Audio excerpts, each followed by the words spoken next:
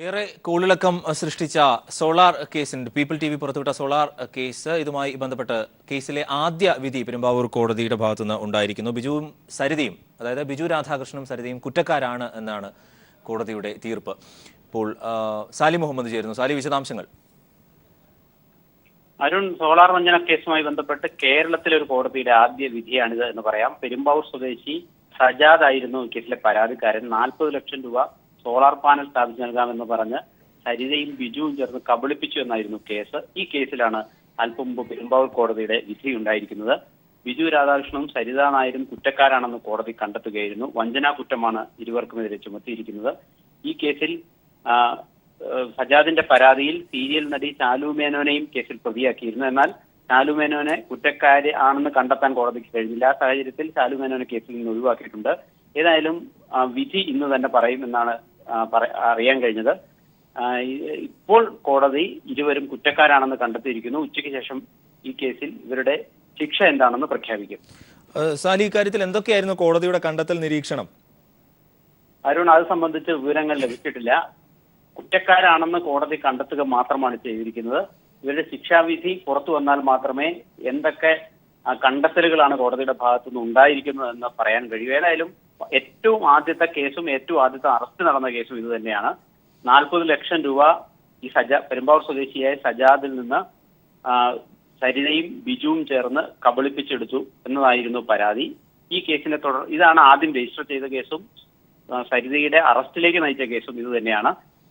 ഇതാണ് ഈ കേസിൽ തന്നെ ആദ്യമായൊരു വിധി ഉണ്ടായിരിക്കുന്നത്. അത് പെരുമ്പാവൂർ കോടതിയിൽ നിന്നാണ് വിധി ഉണ്ടായിരിക്കുന്നത്. അല്പസമയത്തിനകം തന്നെ, ഒരു പക്ഷേ ഉച്ചയ്ക്ക് മുമ്പ് തന്നെ ഈ കേസിൽ ഇവരുടെ ശിക്ഷ വിധിക്കുമെന്നാണ് അറിയാൻ കഴിഞ്ഞത്. ഇക്കാര്യത്തിൽ ശാലു മേനോനെ വെറുതെ വിടുകയും ചെയ്തിട്ടുണ്ട്. ഞാൻ അതാണ് ചോദിച്ചത്. കാരണം പരാതിയിൽ ഉൾപ്പെട്ടിരുന്നതാണല്ലോ. എന്തൊക്കെയാണ് ഈ ഘട്ടത്തിൽ ലഭിക്കുന്നത് എന്ന് ഏറ്റവും പുതിയ വിവരങ്ങൾ? അരുൺ, അത് സംബന്ധിച്ച് ഒരു വിവരവും ലഭ്യമായിട്ടില്ല.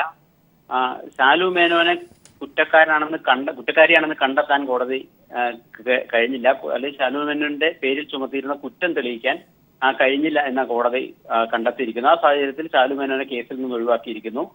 കുറ്റക്കാരാണെന്ന് കണ്ടെത്തി രണ്ടുപേരുടെയും ശിക്ഷ പിന്നീട് വിധിക്കും എന്ന് പറയുകയായിരുന്നു. അതിനുശേഷം ഈ ഒരു പക്ഷേ ഉച്ചയ്ക്ക് കോടതി പിരിയുന്നതിന് മുമ്പോ അല്ലെങ്കിൽ ഉച്ചയ്ക്ക് ശേഷം കോടതി വീണ്ടും പുനരാരംഭിച്ച ശേഷം ആദ്യമായി തന്നെയോ ഈ കേസെടുക്കാൻ തന്നെയാണ് സാധ്യത. ഏതായാലും പ്രധാനപ്പെട്ട കാര്യം, സോളാർ വഞ്ചന കേസുമായി ബന്ധപ്പെട്ട കേരളത്തിലെ ഒരു കോടതിയുടെ ആദ്യ വിധിയാണിത് എന്നുള്ളത് തന്നെയാണ്. ഏതായാലും 40 ലക്ഷം രൂപ കബളിപ്പിച്ചു എന്ന സജാദിന്റെ പരാതിയിലെടുത്ത ആദ്യ കേസാണിത്. ഈ കേസിനെ തുടർന്നാണ് സോളാർ വാർത്തകളും ഒക്കെ നിറയുന്നതും സോളാർ കേസ് തട്ടിപ്പിന്റെ വാർത്തകൾ പുറത്തു വരുന്നതും. ഏതായാലും ആ കേസിൽ തന്നെ ആദ്യ വിധി ഉണ്ടായിരിക്കുന്നു. ഇരുവരും കുറ്റക്കാരാണെന്ന് കണ്ടെത്തുകയും ചെയ്തിരിക്കുന്നു. അതായത് 33 കേസുകളാണ് ഇക്കാര്യത്തിൽ ഉണ്ടായിരുന്നത്. ഇതിൽ കേരളത്തിൽ രജിസ്റ്റർ ചെയ്ത അല്ലെങ്കിൽ ആദ്യത്തെ കേസിലുണ്ടായ ആദ്യ വിധി എന്ന ഈ ഘട്ടത്തിൽ ഇതിനെ പറയാൻ കഴിയുമോ? അരുൺ, തീർച്ചയായും ഇതുമായി ബന്ധപ്പെട്ട് കേരളത്തിലെ ഈ ഒരു ആദ്യ വിധി എന്ന് തന്നെയാണ് നമുക്ക് മനസ്സിലാക്കാൻ കഴിയുന്നത്. കാരണം ഈ സമാനമായ മറ്റു ചില കേസുകളിൽ ഇവർ കോംപ്രമൈസ് ആവുകയും പരാതിക്കാരുമായി ഒത്തുതീർപ്പിൽ ആവുകയും ഒക്കെ ആയിരുന്നു. പക്ഷേ സജാദുമായി ഒത്തുതീർപ്പ് ഉണ്ടാക്കാനുള്ള ഒരു ശ്രമം നടക്കുന്നതിനിടെയാണ് ഈ കേസിൽ അറസ്റ്റ് ഉണ്ടാവുന്നത്. മാത്രമല്ല, സജാദിന് പൂർണ്ണമായി പണം തിരികെ നൽകാൻ ഇവർക്ക് കഴിഞ്ഞതുമില്ല എന്നാണ് നമുക്ക് മനസ്സിലാക്കാൻ കഴിയുന്നത്. ഏതായാലും സജാദ് കേസുമായി മുന്നോട്ട് പോവുകയും ഈ കേസിൽ വിചാരണ നടക്കുകയും ചെയ്തു. ഈ വിചാരണയുടെ അന്തിമഘട്ടം എന്ന നിലയ്ക്കാണ് ഇപ്പോൾ വിധി വന്നിരിക്കുന്നത്. 40 ലക്ഷം രൂപയുടെ ഒരു തട്ടിപ്പ് കേസ്, ഏറ്റവും ആദ്യം പുറത്തു വന്ന കേസ് തുടങ്ങി ഒട്ടേറെ പ്രാധാന്യങ്ങൾ ഈ സജാദ് നൽകിയ ഈ പരാതിയുമായി ബന്ധപ്പെട്ട ഏതായാലും സോളാർ കേസിന് ഉണ്ട്. അത് തന്നെയാണ് ഈ ഇന്നത്തെ വിധിയുടെ ഏറ്റവും പ്രാധാന്യവും.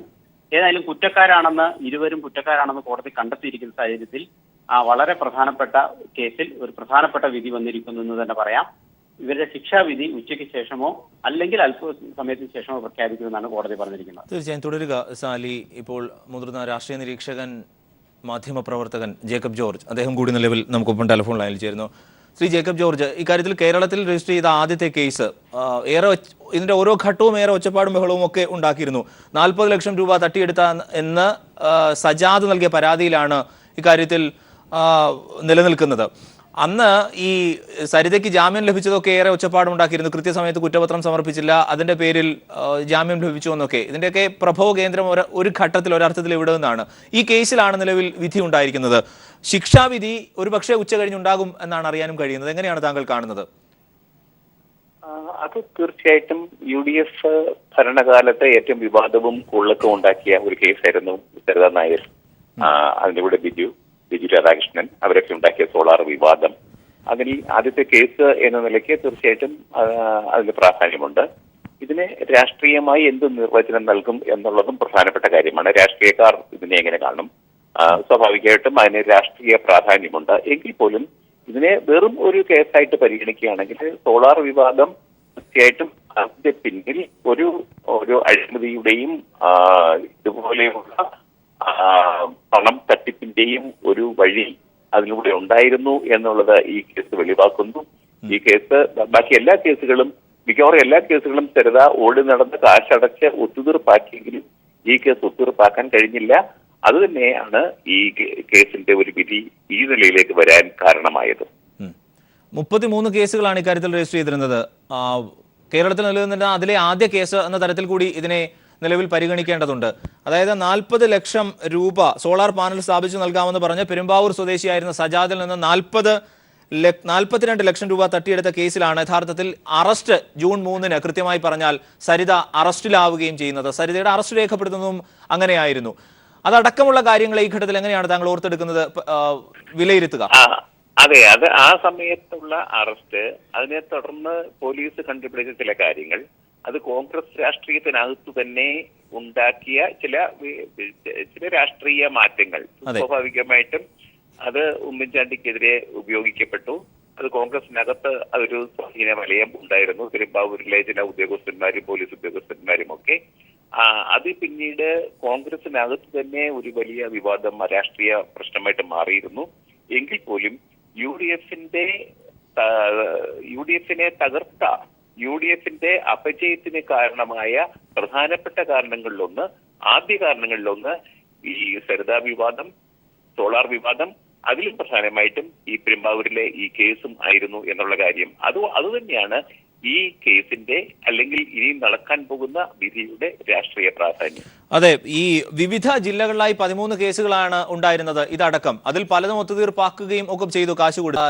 ഇവിടെ യഥാർത്ഥത്തിൽ സരിതയ്ക്ക് ജാമ്യം 2 തവണ കോടതി നിഷേധിക്കുക കൂടി ചെയ്തിരുന്നതാണ്. അവിടെയാണ് ഇതിന്റെ ഒരു രാഷ്ട്രീയ ഇടപെടലിന്റെ കാര്യമൊക്കെ നേരത്തെ പറഞ്ഞിരുന്നത് സജീവമായി ഗൗരവമായി. കാരണം ഈ കുറ്റപത്രം സമർപ്പിക്കാൻ വൈകിയതടക്കം ആ പഴുതിലൂടെയാണ് ജാമ്യം ലഭിച്ചത് എന്നൊക്കെ അക്കാലത്തെ രാഷ്ട്രീയ നേതൃത്വവുമായി ബന്ധപ്പെട്ട് വളരെ ഗൗരവതരമായ ആരോപണങ്ങളൊക്കെ ഉന്നയിച്ച സാഹചര്യം കൂടി ഉണ്ടായിരുന്നു. അതടക്കമുള്ള കാര്യങ്ങൾ എങ്ങനെയാണ് താങ്കൾ ഓർക്കുക? കാരണം സജീവമായി ആ ചർച്ചയിൽ ആ ഘട്ടങ്ങളിലൊക്കെ താങ്കൾ പങ്കെടുത്തിരുന്നതാണ്. ഒരർത്ഥത്തിൽ പീപ്പിളിന്റെ ഇതേ ന്യൂസ് റൂമിൽ നിന്നാണ് ഈ വാർത്ത പുറത്തേക്ക് പോയതും അതിന്റെ പരിണിത ഫലം കൂടിയായിരുന്നു ഈ വിധി എന്ന് കൂടി പറയാം. അതെ, അങ്ങനത്തെ കൊള്ളക്കങ്ങൾക്ക് തുടക്കം കുറിച്ച നിലയ്ക്ക് ഈ കേസിന്റെ പ്രാധാന്യമാണ് ഞാൻ ചൂണ്ടിക്കാണിച്ചത്. അന്ന് കോൺഗ്രസിനകത്തും പല സമ്മർദ്ദങ്ങളുണ്ടായി, UDFിനകത്തും പല സമ്മർദ്ദങ്ങളുണ്ടായി. സരിതയെ ഉപയോഗിച്ച് രാഷ്ട്രീയ നേട്ടം കൊയ്യാൻ കോൺഗ്രസിനകത്തും UDFിനകത്തും പലരും ശ്രമം നടത്തി. സരിതാ നായർ തന്നെ ഒരു രാഷ്ട്രീയ വിവാദ കേന്ദ്രമായി മാറുകയായിരുന്നു. പിന്നീട് ഇവർ തമ്മിൽ തെറ്റുകയും ബിജു രാധാകൃഷ്ണനും സരിതാ നായരും കൂടെ തെറ്റുകയും ആ തെറ്റിലും അത് രാഷ്ട്രീയ വിവാദമായി വീഴുകയും ചെയ്യുകയായിരുന്നു. എന്തൊക്കെയാണെങ്കിലും ശരി, സരിതാ നായർ ബിജു രാധാകൃഷ്ണനുമെതിരെ കോടതി വിധിക്കും എന്ന് ഉറപ്പാണ്. കാരണം അവർ വിവാദമായ ാണെന്ന് കോടതി പറഞ്ഞിരിക്കുന്ന സ്ഥിതിക്ക് ആ ഒരു വിധിയും കൂടെ വന്നു കഴിഞ്ഞിട്ടായിരിക്കും നമുക്ക് ഇതേക്കുറിച്ച് കൂടുതൽ ചർച്ച ചെയ്യാൻ സാധ്യതയുള്ളത് എന്ന് എനിക്ക് തോന്നുന്നു.